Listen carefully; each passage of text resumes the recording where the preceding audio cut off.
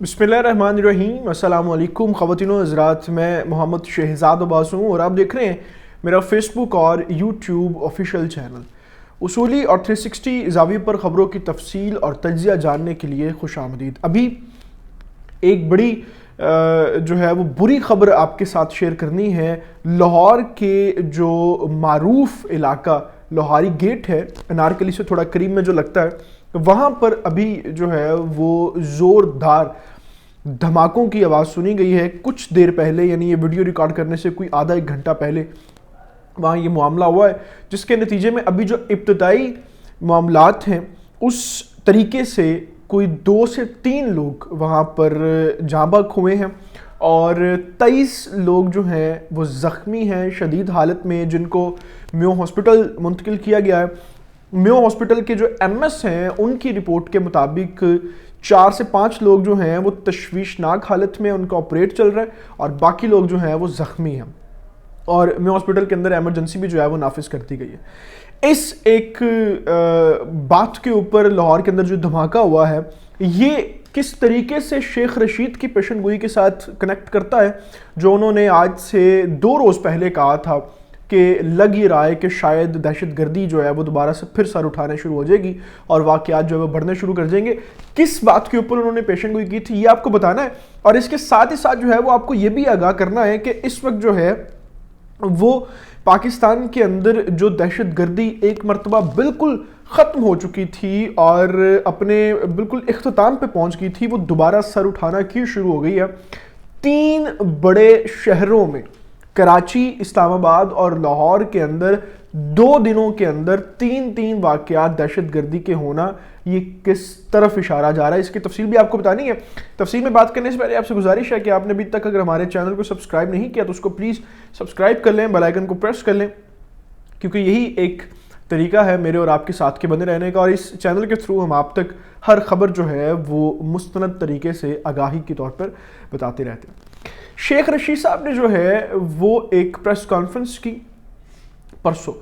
और उसके अंदर उन्होंने कहा कि इस्लामाबाद के अंदर एक वाक़या हुआ है और इस वाक़े के बाद मुझे ये लग रहा है, मेरे सोर्सेज ये कह रहे हैं कि पाकिस्तान के अंदर दहशतगर्दी के जो वाक़यात हैं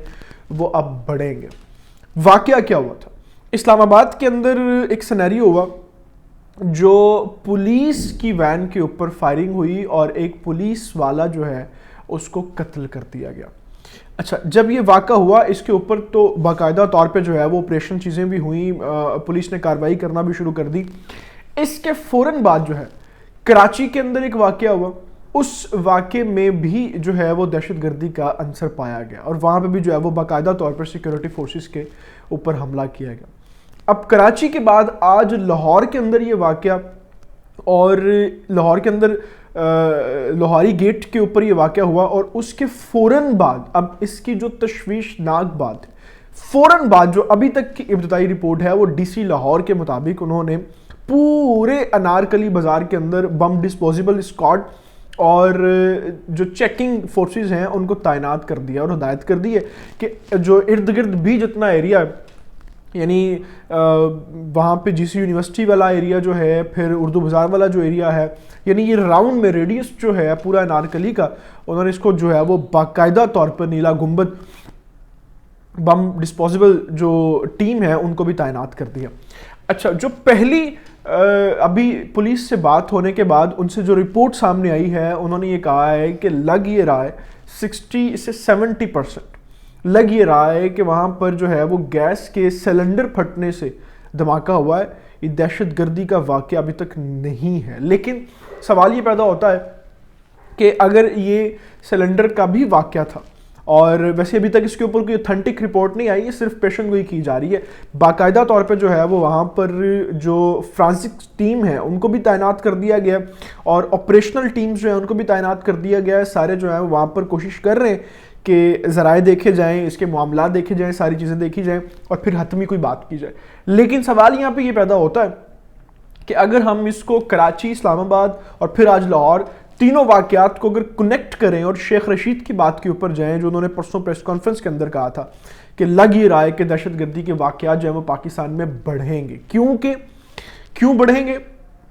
उसकी एक बड़ी वजह, بڑی خبر جو ہے وہ تو یہ ہے کہ پاکستان نے اپنی نیشنل سیکیورٹی پالیسی کے اندر باقاعدہ طور پر ٹی ٹی پی کے خلاف اور پاکستان کے اندر موجود ٹی ٹی پی سے ہٹ کے بھی جتنے دہشت گرد ہیں ان کے خلاف کارروائی کا اعلان کر دیا ہے، اور کہا ہے کہ ہم باقاعدہ طور پر کسی کو بھی جو ہے وہ معافی نہیں دیں گے، جو ریاست کے خلاف کھڑا ہوگا ہم اس کے خلاف آپریشن کریں گے، اس کے اندر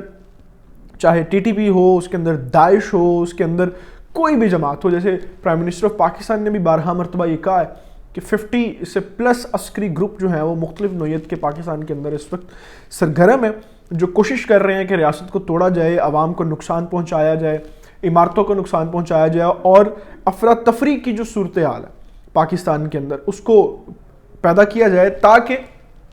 ایمرجنسی لگ جائے اور حالات جو ہیں وہ اتنے بدتر ہو جائیں کہ لوگ یہاں پر آرام سے نہ رہ سکیں۔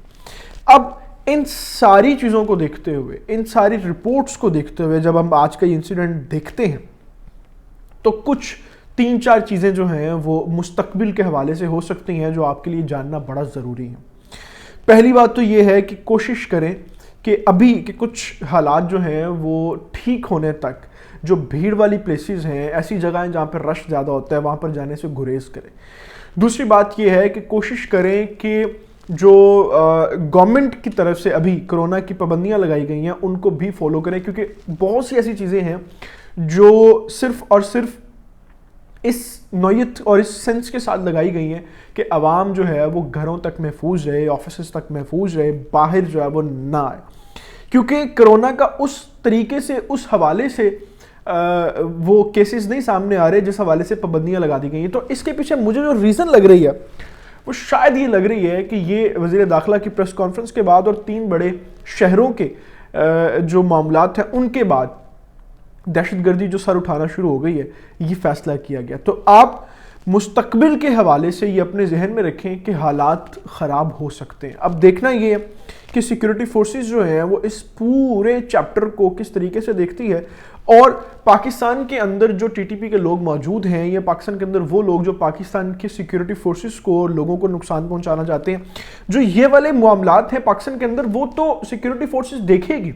اور اس کو obviously جس طریقے سے ہم لوگ کور کر رہے ہیں وہ بھی ہوگا سارا معاملہ۔ لیکن جو بڑا اس وقت مسئلہ ہے وہ پاکستان افغانستان کا جو راستہ ہے، جو بارڈر ہے، جو ڈیورنڈ لائن ہے، اس کے اوپر کنٹرول کرنا ہے۔ وہ جس طریقے سے پاکستانی فورسز کے لیے یہ ایک چیلنج ہے، اسی طریقے سے افغان طالبان کے لیے بھی یہ ایک چیلنج ہے۔ تو جب تک یہ بارڈر سیکیور نہیں ہوگا، دہشت گردی کے معاملات جو ہیں وہ ہوتے رہیں گے۔